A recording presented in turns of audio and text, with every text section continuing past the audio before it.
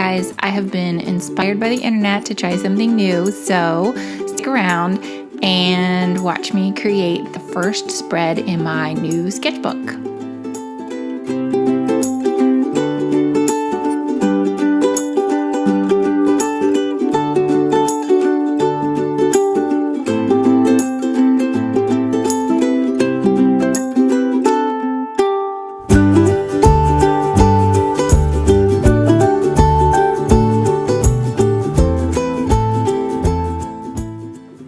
Okay, so I know I just did a sketch with me video, but this one's a little bit different. But I did have over 2 hours of footage of me creating this spread, which is kind of insane because I feel like that's exactly how long I gave myself to actually do it. So somehow I filmed almost all of it. And I'm pretty sure nobody wants to watch 2 hours of real-time footage of me drawing. So I did edit it down. I definitely can't talk that long. I can't talk half that long. So I had to edit everything down, and I'm just not sure, guys. What do you like better? Do you like speed paint type footage or edited real time footage? I don't know. I think I prefer real time, so that's what I did here, even though the editing is kind of killer. But let me know if you prefer a speed paint, because that'd be a lot less work for me, and I could include pretty much the entire process if I did that. Yeah, so I mentioned today we were going to do something a little bit different, and that I was inspired by the internet. So if you've seen me sketch before, you know that I like to work in more of a spiral bound sketchbook, and with those you really don't work across the spread. But I've been watching a lot of videos, and a lot of people seem to be really enjoying kind of creating these spreads, these double page kind of montage of images. And I thought, I haven't worked that way since, oh my God, probably since like high school or college. And so I thought I'd give it a try. And since I just got this new sketchbook for my birthday, I thought this was the perfect opportunity to try it, because this is a perfect bound sketchbook, and it's beautiful paper. It's beautiful paper front and back. And there's really no reason why I couldn't create a spread on this sketchbook. So that's what I'm doing here. And you can tell this is not how I normally work. I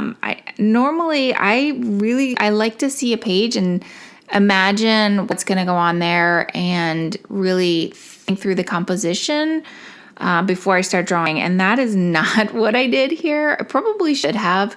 I kind of just thought of it along the way. And so you'll see me build from portrait to portrait, and then even filling in some of the gaps at the end with just some other elements that were in some of the inspiration photos that I used. So speaking of inspiration photos, these dogs are all from the same source. So they are from This Is Houston over on Instagram, and I'll try to put the tag up on here. But these are all adoptable dogs. I don't know how many of them have been adopted at this point. Maybe they're all still available, but these are adoptable dogs from that organization. And if you know me at all, you know that I have a soft spot for the rescues. And so I wanted to, as I thought about completing the spread, I wanted to continue where I started and just take advantage of the fact that we already have a dog on this page from this rescue. Why not fill up the rest of the spread with that same rescue? So along those lines, I guess I'm trying to be a little bit more targeted with my practice these days, not just with my sketching practice, but with my sketchbook practice in general. And that's actually led me to have multiple sketchbooks running at the same time. And that's not new for me. I do that a lot. But at this point, I'm trying to kind of keep them organized. And so with this particular sketchbook, I'm more going to be using it for tonal studies, for pencil studies. This is really to improve my draftsmanship and just make sure that I have the best start for anything that I'm going to do going forward on top of this. So if I'm going to paint oils, acrylics, whatever, that I have the best base that I can start from. And that really means making sure that my drawings are tight. I also have an ugly sketchbook. This one, I don't know if you guys will ever get a chance to see this one. Maybe someday I'll get brave enough to show it. But my ugly sketchbook is just ideas. I throw all kinds of thumbnails on there.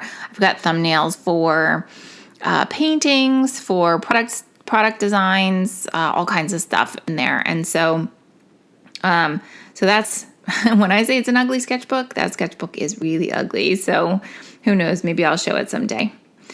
I've also got a painting sketchbook. You guys have seen it if you've been over on the Daily Dogs, or if you've seen the work that I've done with my Daily Dogs over on Instagram. I like to prep those sketchbooks with some colored backgrounds in acrylic and then paint acrylic in them.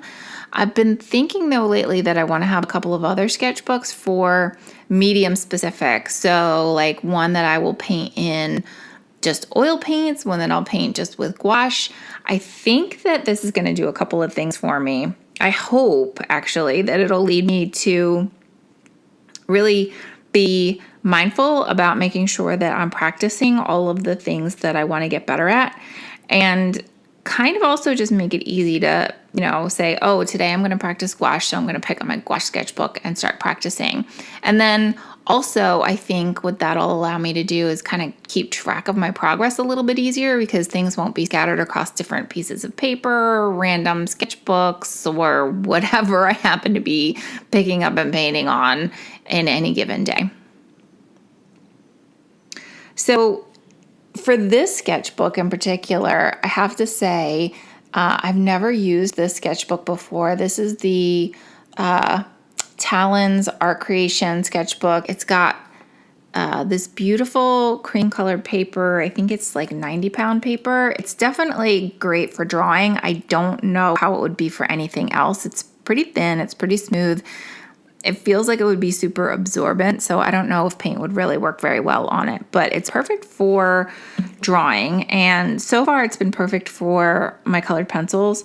I think I would like to keep testing out different types of pencils on this paper though, because I don't know that I've found the exact perfect the perfect formula just yet. I have my Prismacolor pencils, the Prismacolor Premier, which are a little too soft and waxy for this paper. It makes it a little bit difficult to get some of the softer tones.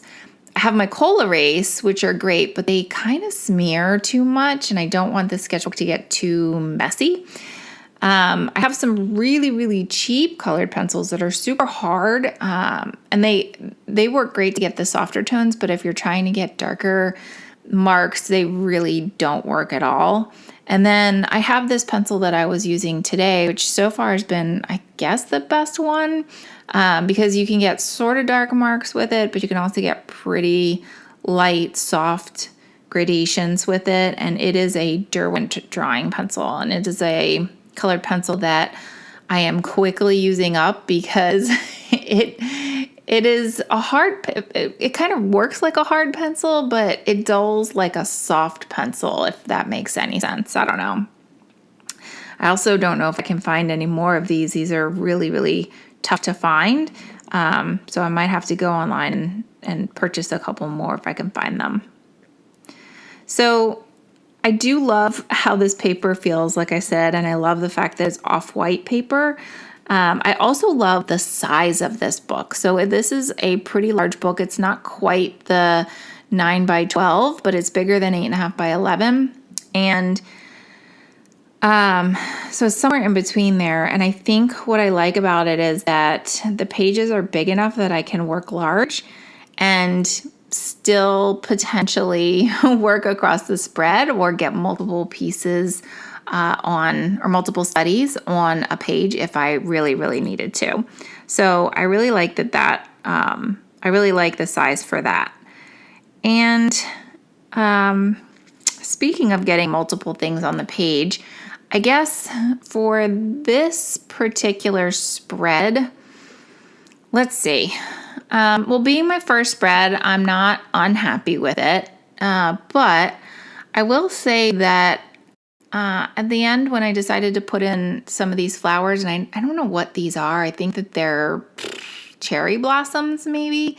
I don't know that they necessarily look like cherry blossoms the way that I've drawn them. I'm not a cherry blossom expert, but these were flowers that were in some of the backgrounds of some of the photos that I was using as reference, and they were really blurry, so they were a little bit hard to see, but I wanted to throw them in here because it did feel like the page was a little bit empty. But even with those in here, I still feel like it's the spread's a little disjointed, I would say, in terms of the composition.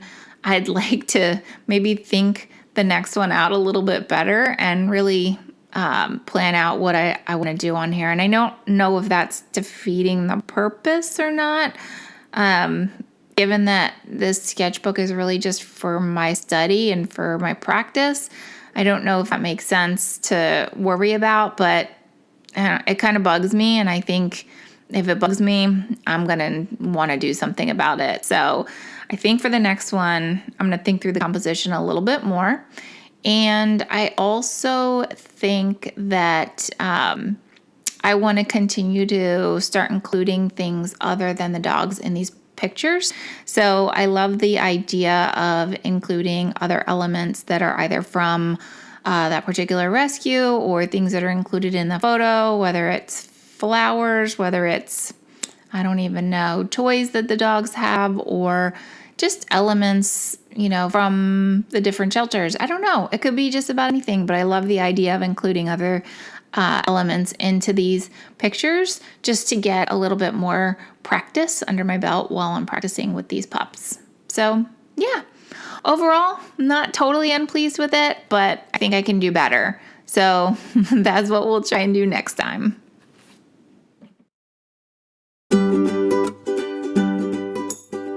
Okay, so that's it for me, guys. Don't forget to like and subscribe if you want to see more.